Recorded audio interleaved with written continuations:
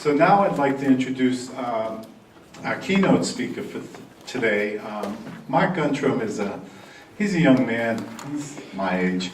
He's 58, and Mark and I met each other a long time ago when I first came here to the Cystic Fibrosis Center to work. And then in 2003, he made a shift and made a move to Seattle, and has been living on the West Coast then. Prior to me meeting him, Mark had been involved in working with state government. He's been was working as a company on an internet startup. He completed college. He's married, has a beautiful wife who has a successful career in Seattle.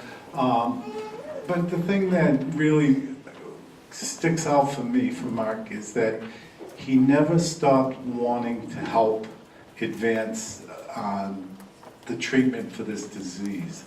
And every opportunity that there was a clinical trial to participate in and he was eligible, he was in it. And he was telling me last night he was thinking about bringing his folder of consents, because every time you enroll in a study, you have to sign a consent that explains the benefits and the risks and those kinds of things. And he was going to bring his folder, but he said it probably weighed about 20 pounds and he didn't want to have to pay extra for his luggage in doing that. So he certainly has contributed to that control chart that I showed you earlier of the median survival age is going up and up and up every year, because without people participating in clinical trials, we wouldn't have a lot of the drugs that we have now, and the future drugs are going to be so dependent on more people participating. So on that note, I'd like to welcome Mark to come up and talk to you today about his life and journey through living with cystic fibrosis and being successful. So come on, Mark.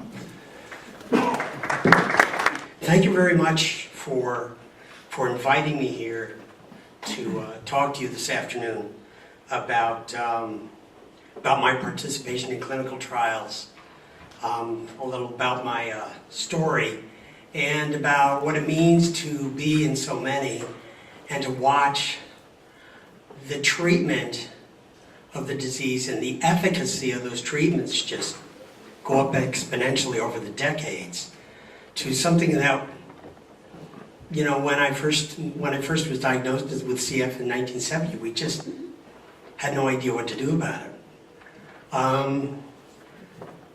I actually was born and raised here. I was born in Samaritan Hospital and raised in a little town of West Sand Lake.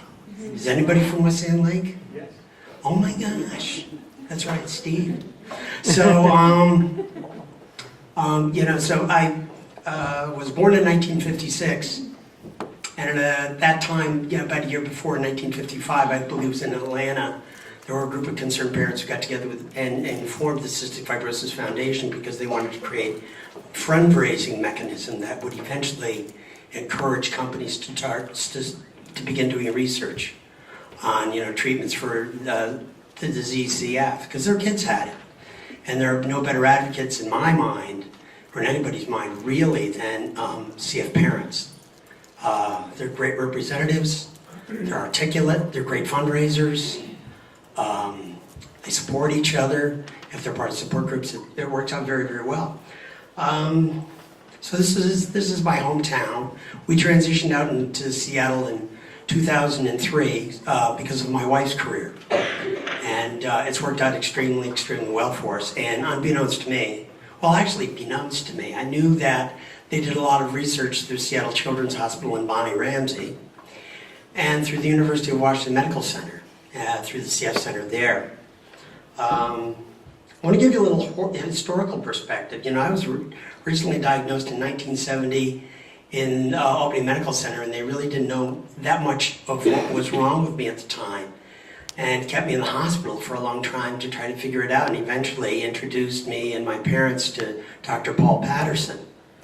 Okay, back then in 1970, the median survival age if you had CF was the age of 15. And so when I was diagnosed, I was 13. Okay, and I read about that. And it kind of haunted me, and I've been kind of the running man ever since. And my parents were told that I would die by the age of 19. So I'm still here.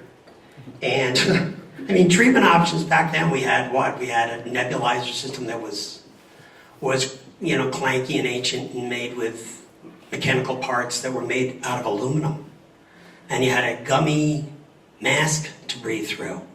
And it was terrible. And then they had mist tents, which is slept under for, they felt that putting mist into your bedroom in a controlled mist tent would help to loosen the mucus in your lungs. And then wound up growing a lot of mold on the drywall. It was terrible. It really was terrible. So they stopped that. The oral treatments back then, it was tetracycline, Dinapen. There was a drug chloromycetin. I don't even know if they use that anymore. Gliacin, oxacillin, ampicillin, nafcillin. The enzyme at the time was codezyme. That was powdered form. Didn't really last much beyond the stomach cavity because the stomach acidated up. So it was not very efficient. Unicap vitamins. I was inhaling propylene glycol. That's the only thing we had. We didn't know anything. We didn't know any better. So really the first clinical trials that I got involved in were Albany Medical Center. And the first one that I remember was at the age of either 17 or 18 because I was driving by then. And Dr. Patterson asked me if I would do this really experiment, this experimental research. And it involved laying face down in a gurney and having electrodes planted up and down my spinal column. And they were measuring electrical current on my spine because I think they were looking at the level of calcium density and how, drug treatments were perhaps treating or causing erosion in calcium density. That's all I can remember about it. The one doctor looked like he was out of the Rocky Horror Picture Show. It was kind of scary, and the gurneys were black. And he lay down, and I'm like, oh my God, what did I say yes to? Okay, I signed the consent. I was 18. So that was the first real research effort I was a part of. That was when I was a teenager. And of course, there were other smaller ones that I vaguely remember. But the first major one for me was Pulmozyme, that, as you may all have remembered, it was approved in 1993. And I'm trying to think, I think we got started in that in the late 80s with Dr. Chislowski here. I got started, and we were using those Bard Hudson neb sets. Remember those, the green ones? And I forgot how it went. It kind of went on forever. I think it was maybe phase 2 or phase 3 by then. So we got that drug approved. Toby, we got approved in 1997. Azithromycin, I had a reaction to that drug. That was eventually, I think, approved in 2002. I don't do that well with the drug classes, they're aminoglycosides. So, I'm trying to think, erythromycin, neomycin, clindamycin, things like that. So, and of course, digestive enzymes started evolving, and I think many of you know about that. So, just basically, clinical trials, I think start in the lab. They begin in the lab in test tubes and in petri dishes, and they evolve to the animal model. And eventually, if the test is viewed as effective with potential and it's safe, they evolve it into human models, like myself. And sometimes these clinical trials can take a long time, 4 to 5 years. And what I'm about to start with it took up to 7. They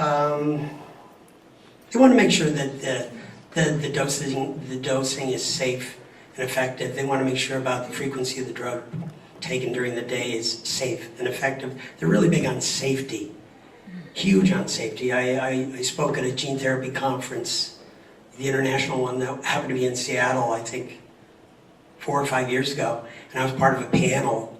I was the patient, and basically, I heard that theme throughout everybody else's talk and presentation. So basically, you know about the consent process, that you have to be clinically stable, the subjects have to understand what they're getting into. in terms of time factors. They have to know the risks involved. And they, have to realize that they have the right to withdrawal if they need to. Okay?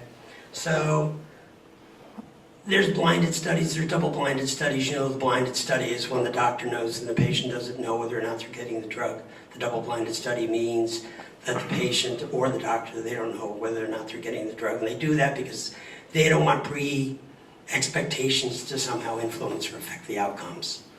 And in fact, now I'm seeing more and more in terms of consent forms.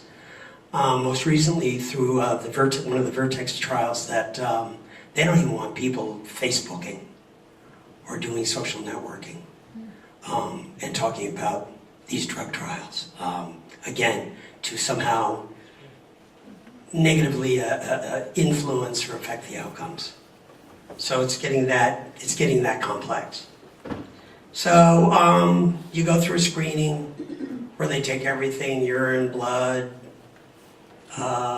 sputum, you get your oximetry, your spirometry, and so on to make sure, again, you're clinically stable. So my first clinical trial, I arrived in Seattle in late June 2003. A month after my wife got here, she had to start her job early, so I finished up with move back here. We got out there. My first CF clinic appointment was the third week of July, and by August 7th, I was on a clinical trial for Streatham lysate, which we all now know as Cayston. So I'm going to go into a little bit of depth in this one, and then I'm going to move through the others a lot quicker. But I want you to know how complex and how intense the efforts are with these, and the time commitments involved. So the FDA and everybody referred to it as A1, okay? And the first study actually of A1 was testing on 24 normal patients. And they received a single dose of either 190 or a 285 milligram dose. The post-use symptoms included moderate headache, mild dizziness, mild cough, mild unpleasant taste. But there were no serious side effects, so that was good. Everybody lived. That's a good sign. So the first double-blind study I was in started August 7th, and we received 1, 2, or 3 doses with either A1 or the placebo group by chance, by a coin flip. No, we didn't have to go to a casino to do that. All right. So 1 dose was given each day for 3 days. And the USA, the United States testing sample, was 36 adults, 18 adults and 18 adolescents. And there were 6 to 8 patients that were either at Seattle Children's Hospital or University of Washington Medical Center, which is where where I get my care and where I do clinical trials. I also do clinical trials with a team through Seattle Children's. So the study duration was about 13 days, and you had to go in and you had to learn what a peri-E-flow was, okay? And so, everybody familiar with it? Don't know. Okay, so that's the E-flow.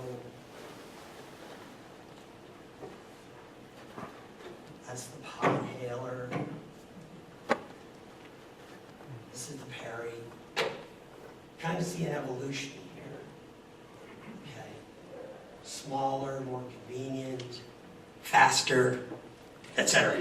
So I went in for the screening, and then the second visit we repeated the meds review, vitals, brief physical oximetry. So actually I went through about 2 screenings. 2 out of 3 received the drug, so it was 66-33. 66% of us received the drug.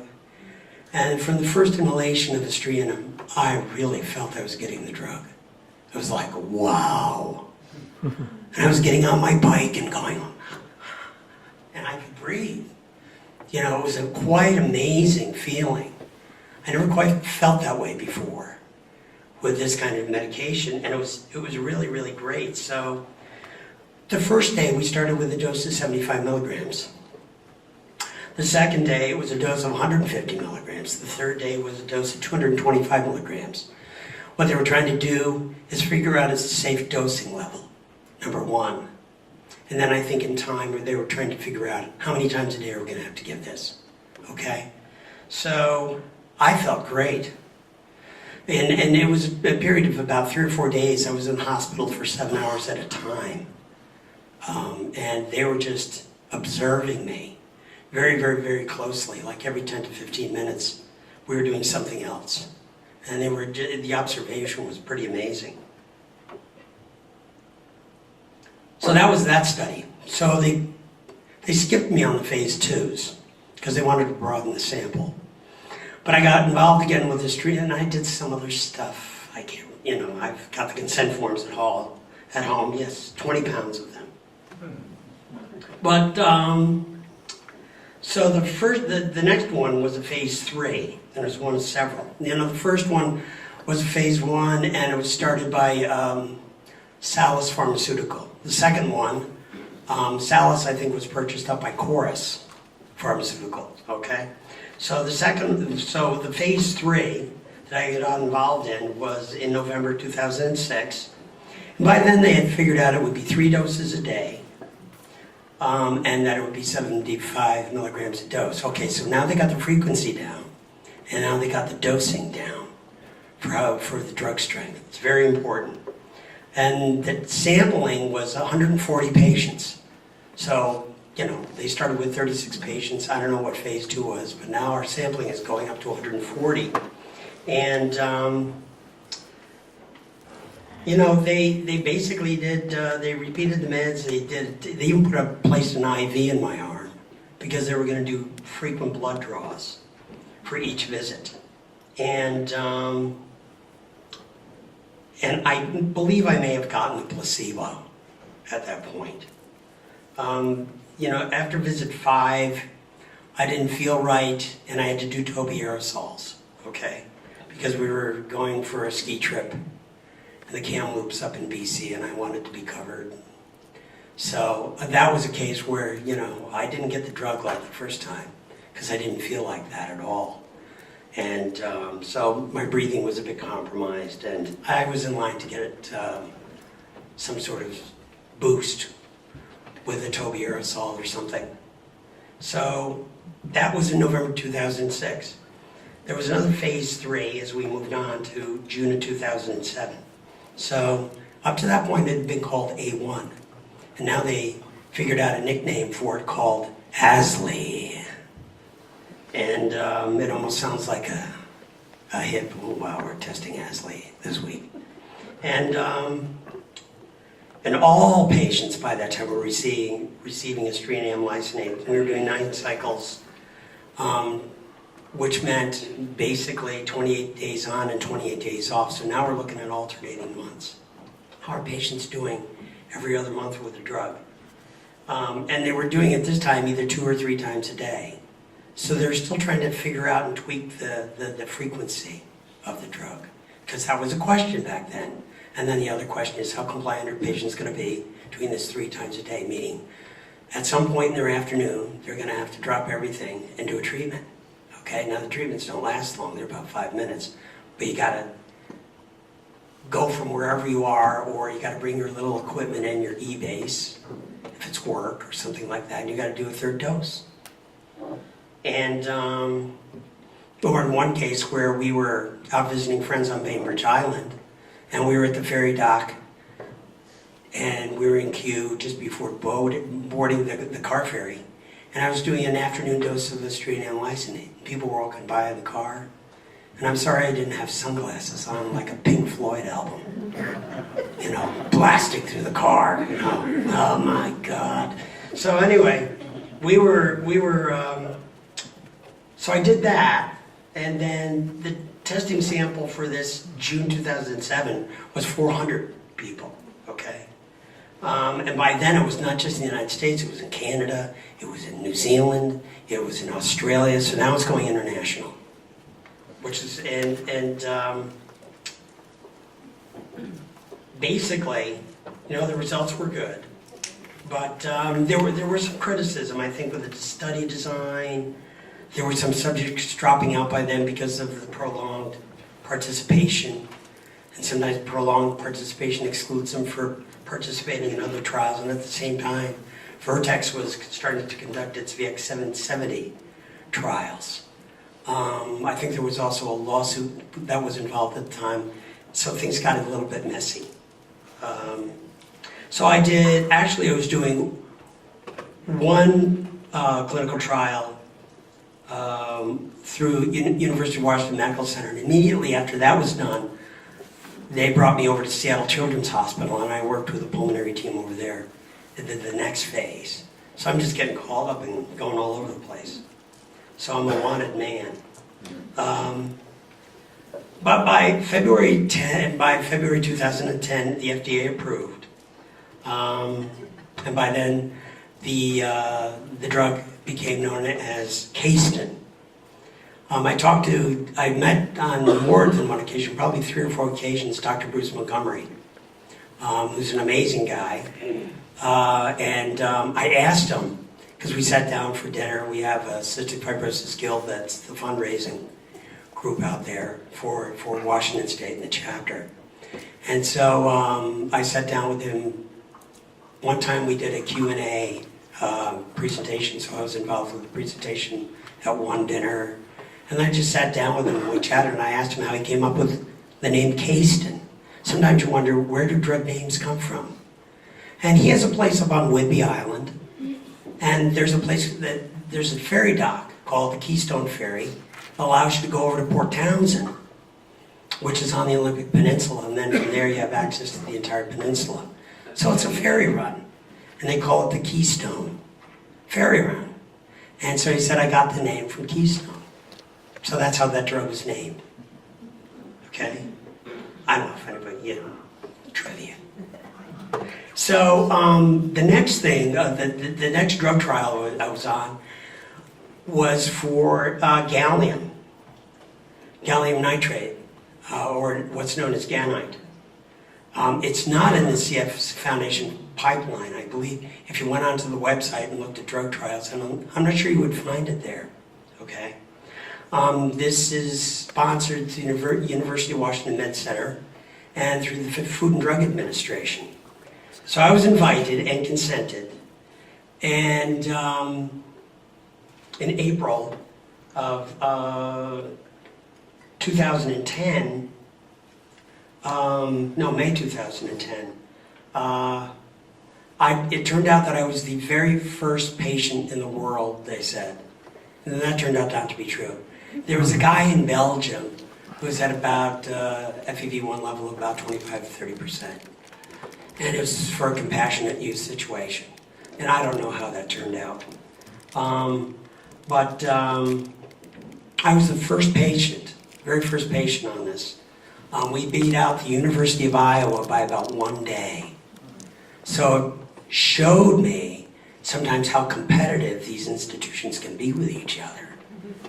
And so it was kind of cool. We were like, one of my pulmonologists comes in, we beat him, yeah. High five, it was great. So the principal investigator, I had to have a PICC line installed. And so the infusions were from an big IV bag. It would be 24 hours a day. It was going to be a 6-day, 5-night study. So I had to go in the hospital for a week. And I had to go up to their CRC, which is the Clinical Research Center at the Med Center. And I had a private room. And basically what gallium is, it's a transitional element on the periodic table. And it does play a way of killing Pseudomonas, which we all know about. Now, what it does is it impersonates iron, the element iron. And Pseudomonas needs the element iron to thrive, to grow and to thrive and build unwanted communities in your airways. Condos and roads and bridges. So basically it kills Pseudomonas by impersonating iron.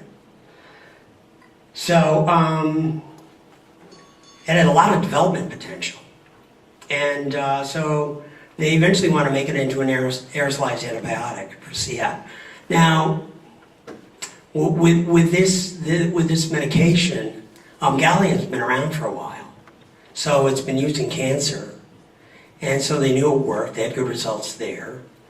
But it's kind of like it impersonates iron. It's kind of like, I equate it with if a diabetic is hypoglycemic, and their blood sugar is dropping, you give them sugar to bring it back up. Well, with Pseudomonas, if their blood sugar is dropping, you give them sweet and low. So it still continues to drop, and then seizures, coma, death, which is what we want to do with the Pseudomonas in the sputum, okay? So, and there's a lot of, there were hydration requirements, 2+ liters of fluid a day for liver kidney function. Everything was measured. A lot of sputum and blood draws. They were testing the safety and tolerability to see if high levels of drug could be found in the sputum. Okay. What was really neat was that they had funding for this. They had federal funding. But it was running out. It was like a 90-day grace period. It was going to run out on Memorial Day. And I started like on May 23rd. So we beat the deadline, which everybody was happy about. And I was a very popular guy. Because it was very hard to get anybody to commit to do this. So I said, yeah, okay, I'll do it. Basically right now, it's not FDA approved yet. They're just completing the phase 2 trials. So the results haven't been, I think, released on that.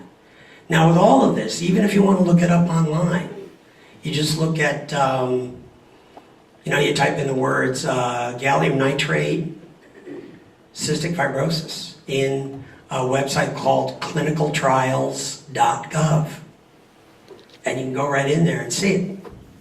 So I talked with the chief investigator, I think last December, and basically asked him, where are we? And he said, we're going to complete phase 2s in a few months and then evaluate the results. And so that's where they are with that now. But it was a very time-intensive, a very high level of commitment on my part. One of my pulmonologists says, you're such a good sport, Mark. You really are. Giving up that time, and it was in late May, and I thought, oh no, I'm gonna miss a week of nice weather, which in Seattle you're waiting for, looking forward to, like here in the spring. And as it turned out, that week was rainy and cold and below normal, and I was like, yeah, this is great. I don't mind being in a warm hospital, fine. So, let's see, with the gallium right now, I think they were doing a total of 18 patients, I think. So they completed that, but the elation from that was that when I was being tested for a PFT, 72 to 96 hours out, after I was starting the infusion of the drug, I was like 5 or 6 points higher. And everybody in the room was like, yay, yay, we're like going crazy. So anybody who was walking by in the hallway probably thought it was the insane asylum. And that gives you a big high. That really does. It's a sense of discovery. It's great. It's a big adrenaline rush. Other studies I've been in October of 2010, I did a Cipro study through Seattle Children's Hospital. I worked with a team there. It's Bonnie Ramsey, and there's another pulmonologist, Dr. Ron Gibson, who I relate to very well because we both have crazy senses of humor. And I think the very first time I met him for just a visit prior to the study, an interview visit to get to know me. He had come in, he had a cast on his right arm going up to his elbow. And I go, God, Doc, how the heck did you get that? What's that about? He goes, well, I was playing rugby. And I go, I didn't know you were supposed to play it on all fours. And the whole room, there's like 4 or 5 people in the room. And I'm like a comic. We all just started cracking up. You know, I gotta say, with all these investigational researchers, the Department of Microbiology, you know, through these clinical trials, the people I've met, even through the pharma companies, have been great. They're so dedicated. And that's part of the reason why I did it. If there were a bunch of SOBs, it would be difficult to sign on the dotted line, but they're great, dedicated people. They're really tremendous. And the hours are very long. And, you know, there's a lot of data compiling, and, you know, they're really great people and great to work with. And I feel honored, I feel blessed to be able to do that, to be in a position to do that. So they were trying to evaluate ciprofloxacin and using a dry powdered inhaler. So this is everybody familiar with the Topi podhaler? This is a Topi podhaler. Basically, you put a capsule in there, and you screw this on, and it's a capsule of the medication. You pump it. It perforates the bottom of the capsule. And then basically you set these aside. There's 4 capsules per dose, twice a day. And you exhale everything, you inhale it, you know, and you inhale it slowly and evenly as you can. And this powder goes into your lungs, and it's Cipro. And so they were testing the delivery system. They were testing, you know, doing Cipro in that delivery form instead of as an oral antibiotic. It's going right to the target area, and to see if it worked. And so, using a new formulation. It was a new formula, what they call a new formulation of an already approved drug.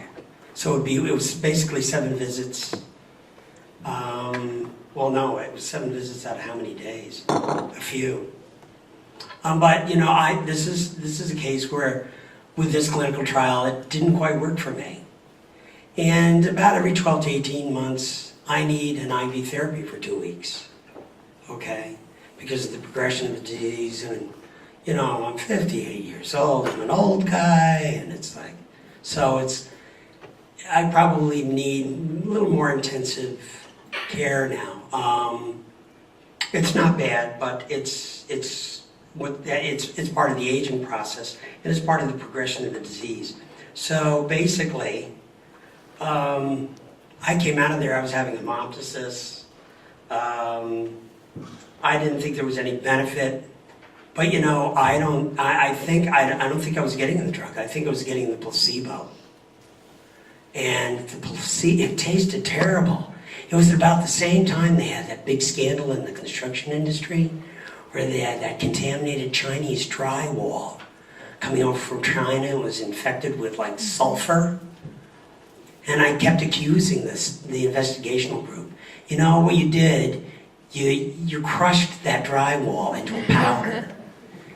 And you're giving it as a placebo because it tasted awful. It really did. It was ugly. It's really ugly. So I withdrew 4 days prematurely. And now if you go and look that up at clinicaltrials.gov, I'm right there, anonymously. But they say one patient had to withdraw because of pulmonary exacerbation. So everything is noted.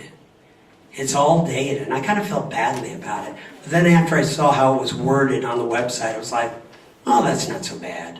And they try to assure you, don't worry about it. All your data is valuable to us. You know, that's why we're doing this. So I thought I didn't think I was getting the drug there. And you know, the study's been complete. I think the results are a bit mixed.